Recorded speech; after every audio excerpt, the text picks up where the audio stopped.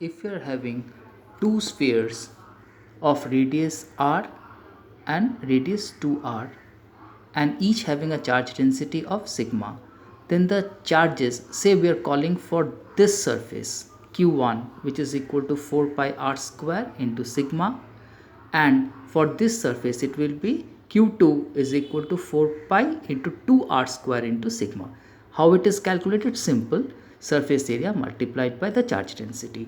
So the total charge, if you're calling it q, that is both the charges taken together, because if both are brought together in contact and then separated, what happens is the redistribution of charges takes place.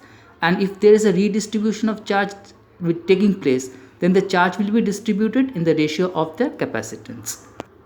Now, the total charge q is equal to q1 plus q2, which is equal to 4 pi r square sigma plus 4 pi into 4r square sigma, which is equal to 20 pi r square sigma. Now, this total charge will be distributed in the ratio of the capacitance. What will be the capacitance equal to? We know that the capacitance is dependent on the radius, which is r and 2r. So the ratio of the ratio of capacitance will be r is to 2r, which is equal to 1 is to 2, and the same ratio that this charge will be redistributed. So if you're calling this one as charge q1, which is after the separation, which will be 20 pi into r square sigma into 1 divided by 3, which is equal to 20 by 3 pi r square sigma.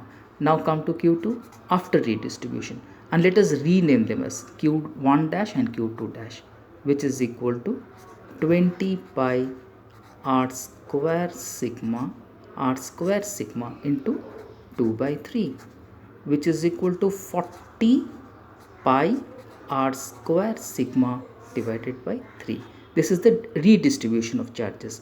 Now if we're calling for the redistributed charges and charge density after that, then we know that charge density is equal to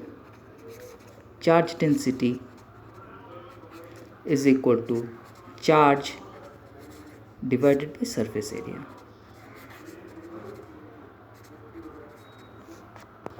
Now charge density for the first sphere q1 dash, which is equal to 20 by 3 pi r square sigma into 1 by 4 pi r square, which is equal to pi by 3 into sigma.